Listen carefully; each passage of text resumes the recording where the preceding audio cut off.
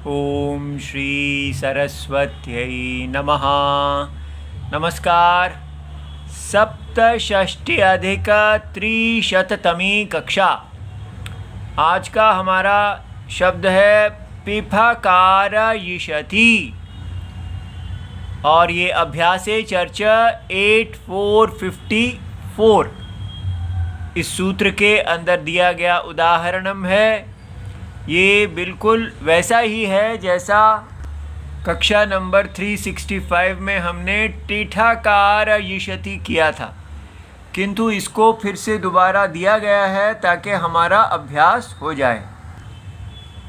तो हमें यहाँ पर फकार दिखता है, उससे आगे पी लगा हुआ है, उससे हमें समझ में आ जाना चाहिए कि ये पिफकारयिषति जो है वो फकार को कहने की इच्छा करता है।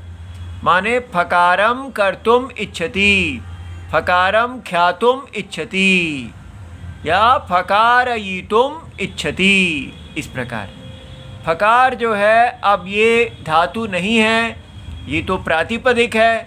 तो प्रातिपदिक क्यों है? क्योंकि अर्थवत अधातुः अप्रत्ययः प्रातिपदिकम 1 to 45।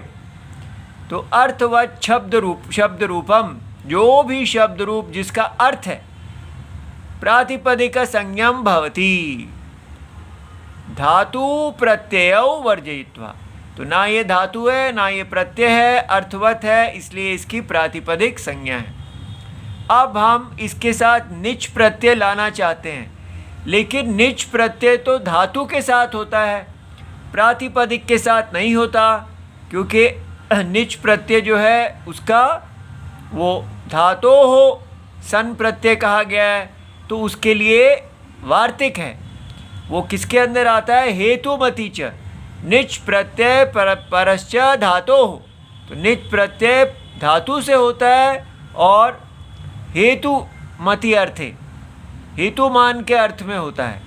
तो वार्तिक कहते हैं तत्करोति तदाचष्टे। ये जो उसका संक्षेप है वार्तिक का, जो मूल वार्तिक है, तत्करोति इति उपसंख्यानम सूत्रयति आद्य अर्थम।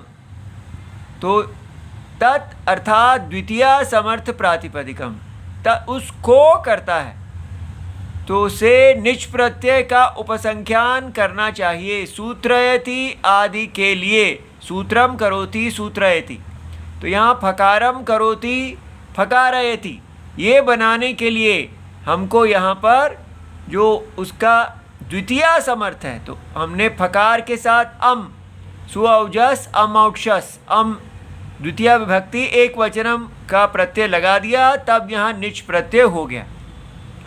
अब इसके बाद हमने ये निजंत बन गया, तो सनंत है, इसकी धातु संज्ञा करके सुलोप करना है। तो सनंत होने से सनाद्यंताः धातवः 3132। तो सनाद्यंताः समुदायाः, ये पूरे समुदाय का धातु संज्ञकाः भवन्ति। ऐसे सारे समुदाय जो हैं वो सब धातु संज्ञक होते हैं। तो निच सन के अंतर्गत आता है, सनादि के अंतर्गत, इसलिए ये धातु संज्ञक हो गया। अब यहाँ पर हम ये फकार अम का लोप हो गया और निच में ई आ गया, न और च इत हो गए चूटू से और हलंत्यम से। अब इसके बाद इसका हमने अम का लोप किस आधार पे किया? सुपो धातु प्रातिपदिकयोः 2471 लुक, अर्थात सुपो हो, सुपो विभक्ते है, सुप की विभक्ति का। तो धातु संज्ञकाः प्रातिपदिक संज्ञकाः लुक भवति। तो इसलिए ये क्योंकि यहाँ धातु संज्ञक है, इसलिए इसकी सुप विभक्ति का लोप हो गया। फिर अब हम इसको फकारी बनाना चाहते हैं। ये अ जो है इसका लोप करना है, तो हम टी लोप करेंगे।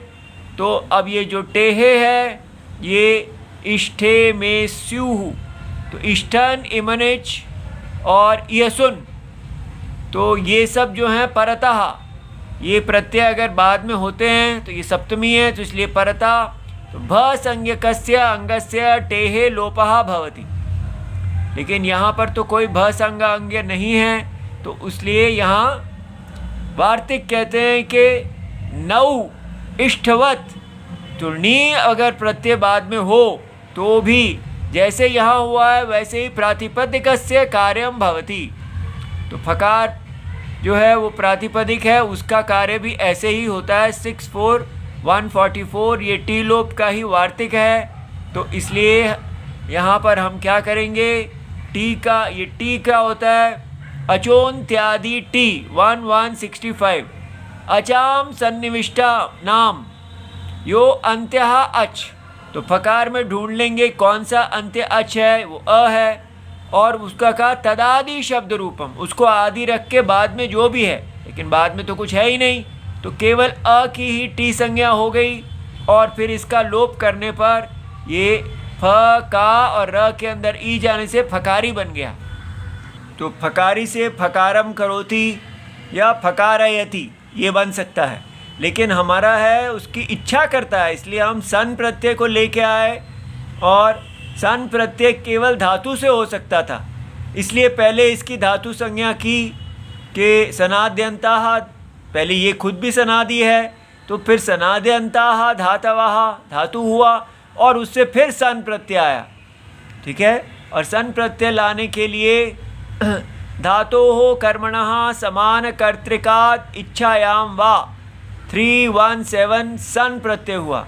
तो धातु से वो जो है वो धातु जो है वो इच्छा का जो कर्म होना चाहिए और इच्छा के साथ समान अधिकरण होना चाहिए। तो यहाँ है ऐसा ही। तो अब हम इसमें ये जो सन है इसको अर्धधातुक प्रत्यय समझ जाते हैं कि सन प्रत्यय अर्धधातुक होता है, इसलिए इटागम ला सकते हैं। अर्धधातुक संज्ञा करने वाला सूत्र है अर्धधातुक शेषः 34114, फिर अर्धधातुकस्य इड वलादेः 7235 से ये वलादी है, स जो है वल इसके आदि में है, और इसलिए इट वलादी होने से इसको वलादी प्रत्यय होने से इट का आगम हो गया, और इट आद्यंतव टकितव से आदि हुआ इसके। ठीक है, क्योंकि ये इट है, ट इत है इसमें। उसके बाद यहाँ पर गुण की प्राप्ति हुई, तो सार्वधातु का अर्धधातु को यो हो 7384 से इगंतस्य अंगस्य, ये इगंत अंग है, इगंत अंगस्य अर्धधातु के प्रत्यय परतः गुणादेशो भवति। तो ए अ ए ओ ये गुण प्राप्त हुए, इसमें से हमने ए लिया और ये बन गया फकारे इस, और फिर एचो आयवा यावा से ए के स्थान में आया आया, तो फकारय इस, ये इसमें चला गया, फकार इस बन गया। फिर आदेश प्रत्ययों से हमने कहा जो प्रत्यय का सकार है, प्रत्यय से सकारः, उसको मूर्धन्य आदेशो भवति इण को हो, क्योंकि यहाँ पर इण है, ये इण और उत्तरस्य, इण के उत्तर के सकार का, तो उसके स्थान में शकार हो गया, तो फकार यिश बन गया। और उसके बाद इसका द्वित्वम करना है, वो संज्ञगो हो एकाचो द्वे प्रथमस्य से सन प्रत्यय अंतस्य का, तो ये फक फक हुआ। फिर अनादि हलादि शेषः से हमने जो उसका शेष है उसका लोप कर दिया, और ये फ फकार यिश बन गया। और फिर झलाम अभ्यासे चर च से झलों के स्थान में यहाँ चर किया और बन गया प फ को फ हो गया, फकार यिश। फिर उसके बाद हमने यहाँ पर अकार का लोप कर दिया और ई ले आए सन यतः 7471 से, और ये बन गया पी फकार यिश। फिर इसकी धातु संज्ञा की और फिर तिंग प्रत्यय ले आए फिकार यिश शप तिप, और फिर अतो गुणे से यहाँ पर हमने ये अ पूर्व रूप कर दिया, बन गया पी फकार यिशति इति सर्वम शिवम प्रणाम।